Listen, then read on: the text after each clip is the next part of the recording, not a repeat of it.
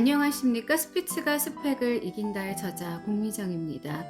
오늘은 이계진 아나운서의 에세이 남자도 가끔은 옛사랑이 그립다 32번째 낭독 시간입니다. 읽어드릴게요. 새 장 받기 그리운 새들.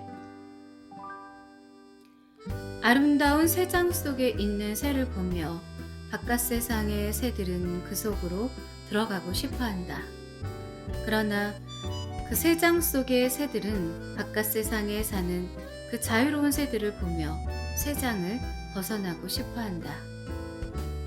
결혼을 하지 않은 처녀 총각들은 인생의 가장 큰 행복을 꿈꾸며 결혼을 하려 한다.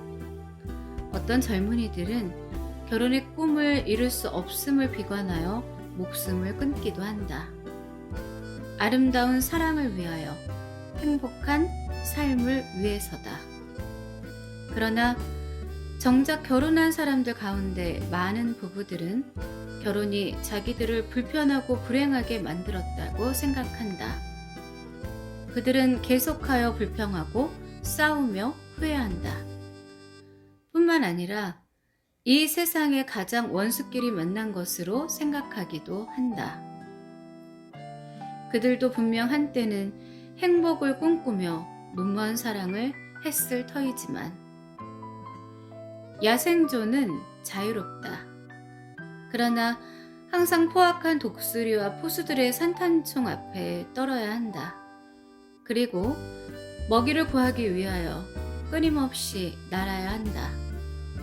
그에 비하면 비록 조롱 속에서 부자유스럽긴 하지만 사람들의 보호와 사랑 속에 먹이에 대한 근심과 독수리나 산탄총의 공포가 없는 관상조가 그 얼마나 부러운 존재인가.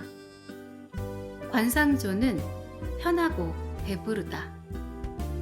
그러나 항상 똑같은 먹이에 실증이 난다.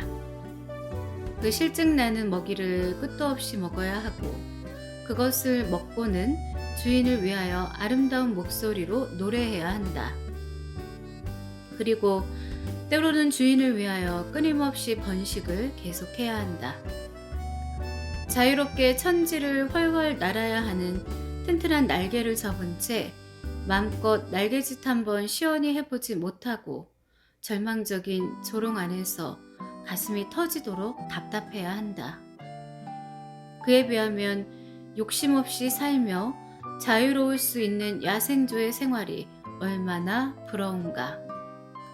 그까짓 거 이렇게 주구나 저렇게 주구나 매 한 가지인데 독수리를 만나면 어떻고 포수의 산탄총을 만나면 어떻다는 것인가.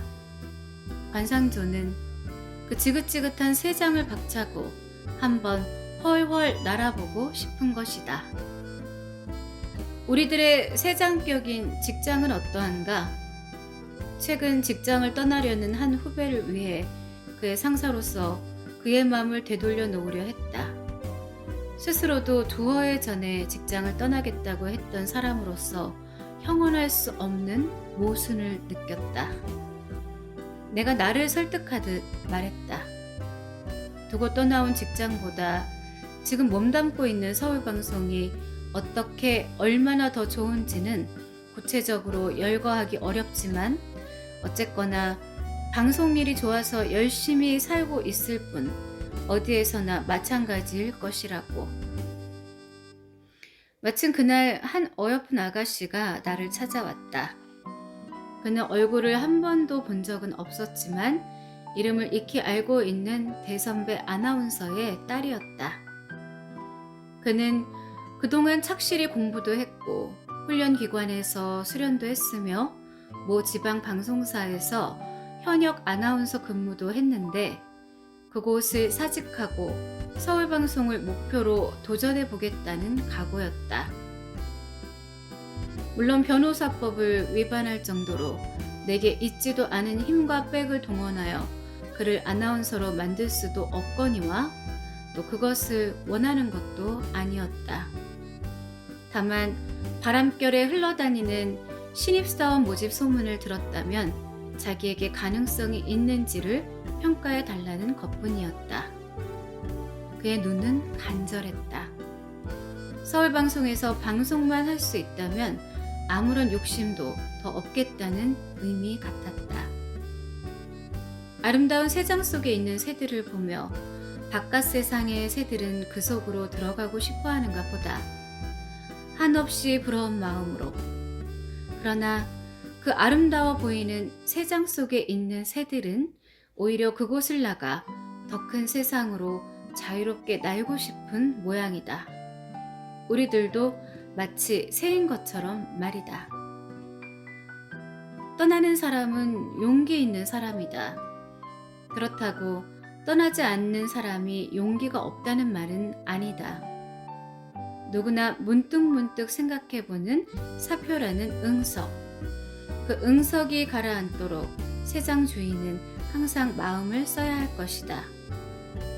새장이 아름다워 보여서 들어온 새들의 원죄도 있겠지만 새장 속의 새의 생명과 자유는 순전히 새장 주인의 뜻에 달려 있으니까.